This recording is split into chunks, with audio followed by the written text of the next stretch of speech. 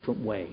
Of course, it depends on the area where we live and the economic situation, but as well, as you said, is a cultural problem. If we raise the issue of the Vesuvio, that one, as we have seen, probably is the most dangerous volcano in the world, but we have more than 500,000 people living around. They are perfectly aware that the Vesuvio is not a dead volcano, but it's just something which is still sleeping. They know that sooner or later the volcano will start again with an eruption, but they cannot move because they have some economic problems. They cannot be replaced somewhere else, buy a new houses, find a new job. So they are forced to stay in the area. Arjun, when you look at all the disasters you and your colleagues have been involved in, how much is learned by those who've been through it? Yeah, you certainly learn if you've been through a disaster. But, you know, to go back to what you were saying earlier, it's also a bit of a cultural issue. People in the East are a lot more fatalistic. They believe in taqdeer, kismat, fate, things of that sort. So that does temper. I was in Kathmandu 3 or 4 weeks back running an earthquake exercise, and when we asked the public who are living in extremely unsafe buildings that, look, why do you do it? They said, you know, God will tell us at some point in time. So that matters. As far as learning from disasters, of course they do. That's probably the best motivator for what you call risk reduction. Once you've been through it, you don't want to go through it again. Right. Let's get some other views from this conference of those involved at the heart of disaster management. Sir John Holmes, Under-Secretary General of the United Nations for Humanitarian Affairs. This issue of risk, you have to move in often after the dreadful things have taken place.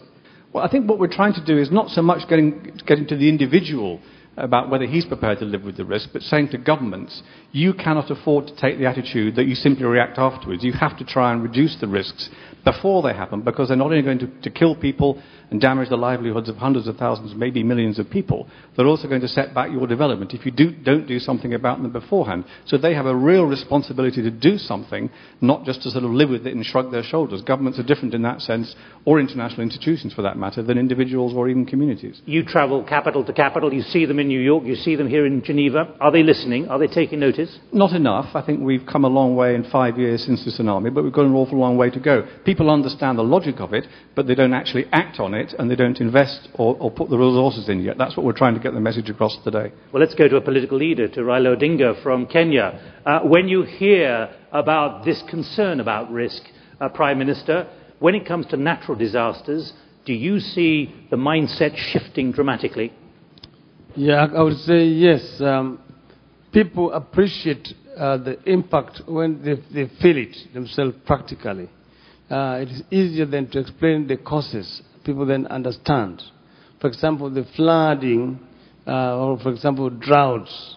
It's easier to explain to the people that the weather, the climate has changed. And that's the reason why you're having more water, and also that's the reason why drought are coming. El Nino is easier to explain, and La Nina, for example. So, by practical experience, people then understand the causes, and it's easier to mobilize them to change the environment. Prime Minister, obviously in the current financial crisis and the economic downturn, which is affecting every developing country like yours, how much, though, is risk reduction from natural disasters still central to your government's policies? Our government is actually very, very concerned about this, because we are generally victims of actions which have taken place elsewhere, as I was explaining. And the government has factored in this issue of risk reduction to avoid firefighting, to just deal with the situation as it has arisen, to take preventive measures in order to avoid having to deal with disasters as they come. You've heard different attitudes and different understandings of what risk is, but after almost all disasters comes the inevitable question, could more have been done to minimize death and destruction and economic loss? In other words, to the principle of minimizing risk. It's estimated the Ethiopian famines in the 1980s killed 1 million people and impacted 8 million lives. The international response changed perceptions. Should repeat disasters be prevented, and if so, how? The Sichuan earthquake in China last year was one of many examples of how much still has to be done on preempting, preventing and mitigating the impact of disasters. In 2008, Sichuan and Cyclone Nargis in Burma pushed the death toll from natural disasters to 235,000. Some well-populated areas in rich countries are equally vulnerable. That massive earthquake in the Italian city of L'Aquila, close to where two big fault lines intersect, was long expected. In April, 300 people died when the big one came. 60,000 will remain homeless for a considerable time. But with such known earthquake risks, what could and should have been done to protect the city? These recent massive floods in Brazil confirm the ever-growing risks from climate change and the implications of population growth.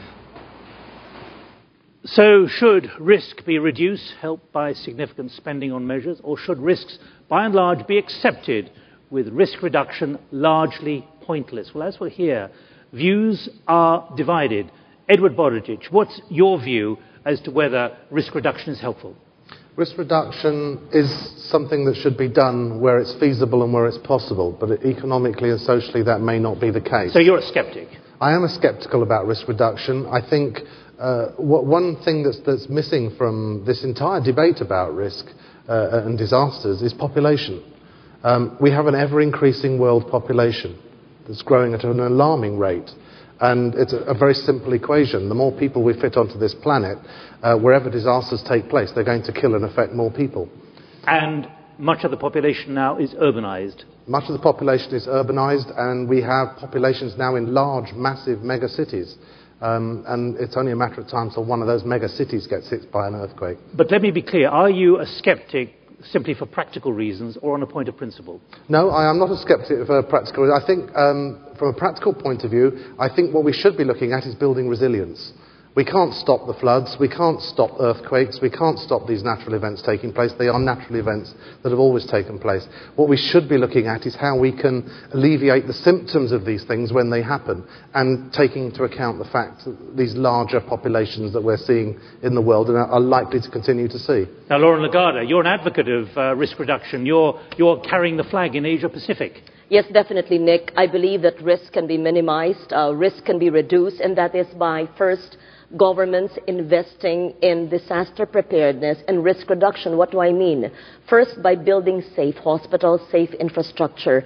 Second, by having risk assessment studies in the local governments. Why build housing projects on earthquake fault lines? Why build housing projects at the foot of mountains where there's a denuded mountain where there could be landslides? Why build housing projects and let people live in coastal areas where there are no more mangroves, where there could be rising sea level and storm surges? But what do you say to his skepticism? I'm sorry to disagree, because definitely there are case studies, like in Bangladesh, where there was a cyclone recently, but there was minimal number of deaths because all the decades of preparedness and awareness of the government had paid off compared to the hundreds of thousands of people who actually perished when they were not yet prepared and risk was reduced. In the Philippines as well, we may use indigenous knowledge in terms of early warning devices. There was one many years ago in southern Leyte in the Visayas when a whole village was swallowed up by a mountain. If we were aware that the incessant rains would bring the whole mountain to collapse in that village, and if there was sufficient time to advise the village to actually relocate, then all those lives would have been saved. And therefore, it could be minimized, could be reduced if there's greater awareness and investment, and if there is also proper utilization of the land use, among many others. Arjun Katoch, you're an advocate, you're a skeptic about risk reduction. No, I'm not a skeptic. I think risk reduction works. But I have my own take on it, and which is the discussion seems to be that risk reduction is a development activity which stops when the disaster strikes. What is risk? It's risk to human beings, not to dogs, cats, animals, and things of that sort.